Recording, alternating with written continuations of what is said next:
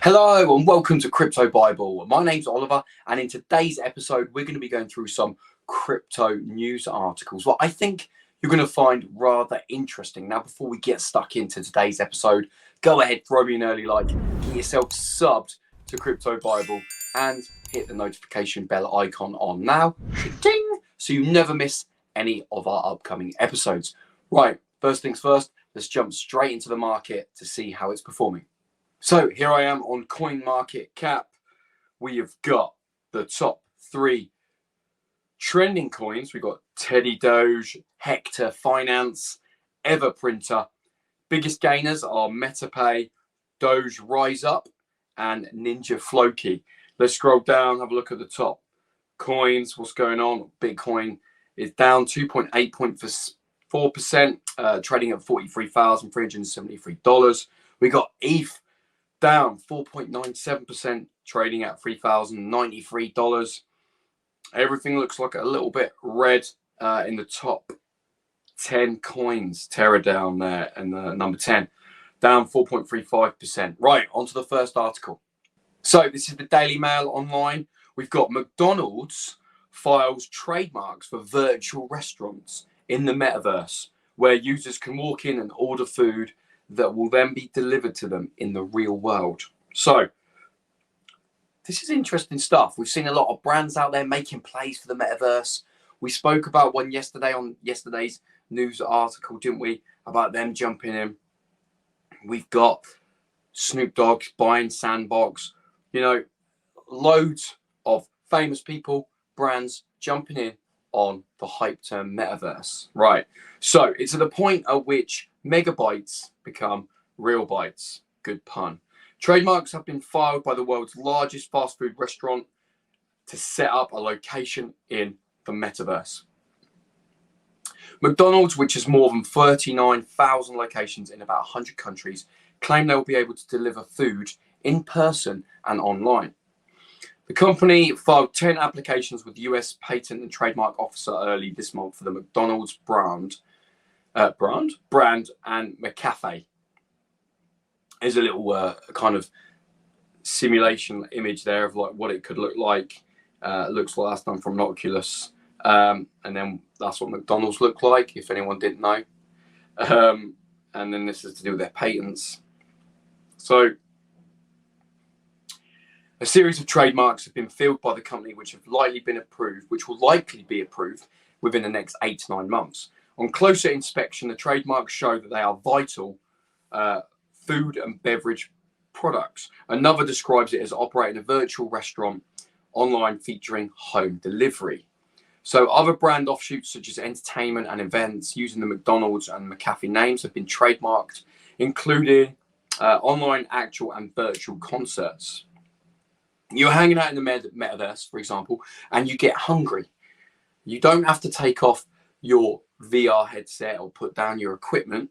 You can just walk into a virtual McDonald's in the metaverse and place an order. It arrives at your door later, and the trademark lawyer Josh Gerben tweeted together with descriptions of the trademarks.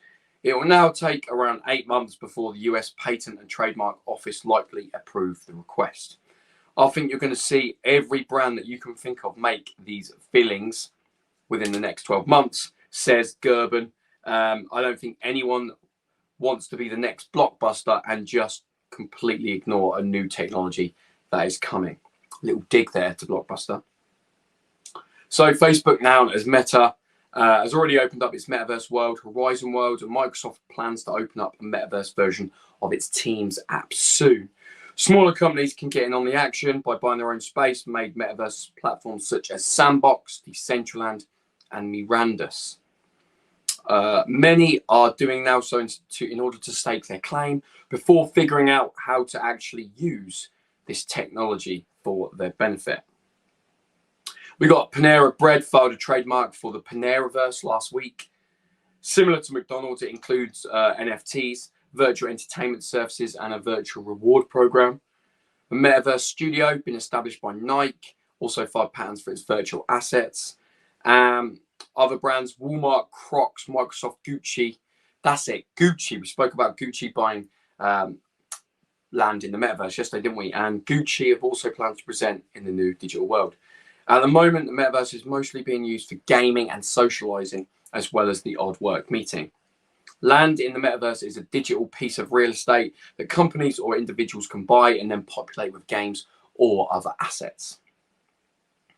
So the plots are considered non-fungible tokens, NFTs, making them unique, tradable as digital assets, and their ownership is recorded on a blockchain. So metaverse detractors claim it is no more than a marketing gimmick for many firms and say its useful applications are limited. Right, that is that story. So guys, what do you think about McDonald's having stores, having shops in the metaverse? I can see it. I definitely can see it. Imagine you're playing your game, you know, you don't want to take your VR headset off. You just want to go, right, teleport to a McDonald's. Yeah, place your order, bosh, and then it comes to your door. I think I can see it working. But I want to know what you think. Let me know in the comments below. On to the next article. So this one's from Decrypt. This is Anti-Vax truckers have raised 700k in Bitcoin and have Elon Musk's support. After Canadian authorities worked with GoFundMe to block $10 million in donations, anti-vax truckers have turned to Bitcoin. So, the Freedom Convoy of Canadian truckers in Ottawa has raised nearly 16 Bitcoin, roughly about $700,000, from 4,877 donors after their GoFundMe donations were blocked. The group has garnered support from Elon Musk via Twitter, who believes crypto cannot be stopped. In late January, Musk also tweeted, "Canadian truckers rule." The trucker convoy in Ottawa, making international headlines, was formed in opposition to nationwide vaccination mandates on truckers re-entering Canada from the United States. It has since evolved to object to all COVID-19 health restrictions, spawning similar protests throughout Canada. The police are attempting to rein in the convoy over concerns of their trucks, blockading city streets and interfering with local businesses. Law enforcement also collaborated with crowdsourcing GoFundMe to block $10 million in donations initially directed towards the convoy's organisers. That action struck a bad chord with some Canadian Bitcoiners opposed to both financial censorship and COVID restrictions. So, Canadian truckers, they turned to Bitcoin. In response to the GoFundMe block, Bitcoin Sessions, a crypto YouTuber from Calgary, started a fundraiser for the protest using the Bitcoin native crowdfunding platform, Tallycoin. Now, because Bitcoin is peer-to-peer payment network, it makes it harder for governments to prevent users from sending money to certain cases or causes. "Thank you, truckers," said one anonymous donor of $87.99 in Bitcoin. "You have made me proud to be Canadian again." The list includes Kraken Exchange CEO Jesse Powell, who sent a whole Bitcoin to the cause. "Fix the money, fix the world," he said. "Mandates are immoral. End the madness. Honk, honk." Funds are being directed towards a multi-sig wallet controlled by the Bitcoin Sessions CEO Francis Pulio. A multi-sig or multi-signature crypto wallet is one that needs authorization from multiple parties before the wallet's fund can be used.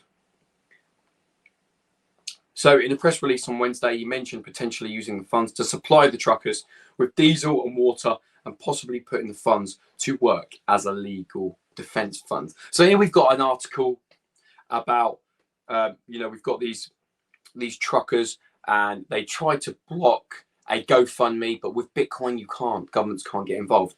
What are your thoughts on this article? Let me know if you have any in the comments section below.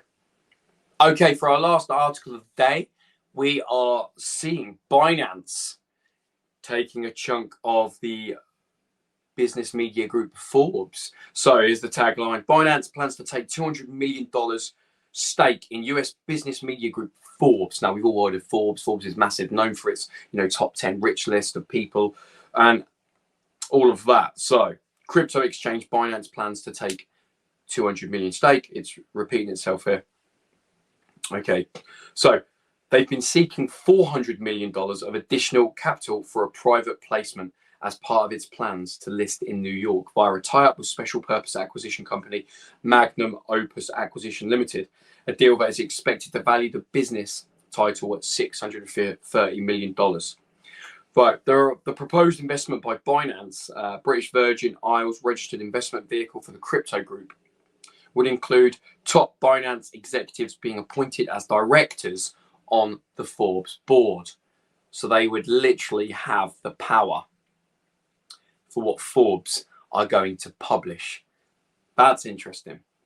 Crypto exchange plans to scoop up the Forbes stake highlighted the growing influence of digital asset companies, many of which have grown at a rapid pace in recent years in traditional markets from media to finance. Binance is one of the world's largest crypto exchanges, sued Forbes for defamation in 2020 over an investigation by the magazine that said Crypto Group used its complex corporate structure to evade US regulation, claims that Binance denied, and the exchange later dropped the lawsuit. It's totally water under the bridge. I bet it is now, said Patrick Hillman, Chief Communications Officer at Binance. So he said that Forbes journalists have our pure and unadulterated respect, and that editorial independence of the publisher will 100% be guaranteed. He said Forbes will help boost its digital ambitions.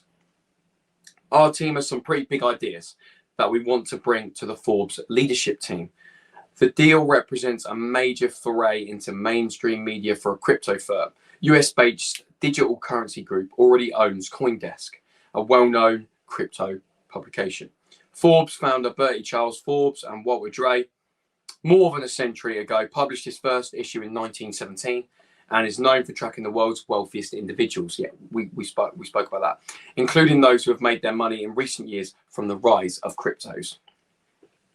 With Binance investments in Forbes, we now have the experience, network, and resources of the world's leading crypto exchange and one of the world's most successful blockchain innovators, said Mike Ferdell, Forbes chief executive. Forbes, already a resource for people interested in the emerging world of digital assets, can become a true leader in the field with their help.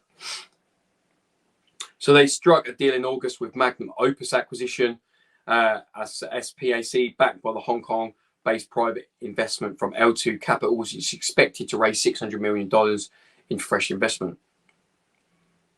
So the investment from Binance comprises half of the $400 million private investment for the SPAC deal. SPACs typically rise this time of financing, which act as a form of validation of the company's valuation and prospects. The so-called pipe market has dried up significantly in recent months, and the enthusiasm from blank check deals has cooled significantly because of poor performance and increasing regulatory scrutiny. So, among the crypto billionaires, Forbes values are changing. Changpeng Zhao, known as CZ, Binance founder who carries $1.9 billion net worth, according to the magazine, and who graced its cover in 2018. So we've got Binance taking a stake in quite a huge media company, Forbes, which means they're going to have a little bit of a say in what they publish or get in their name, definitely within the magazine, promoting the exchange. I can see all this happening. What do you guys think? Is this a smart move by Binance? Is this just another move to, cement and concrete their place as the top crypto exchange? Let me know all your thoughts about this, this piece of the pie they're getting from Forbes in the comments below.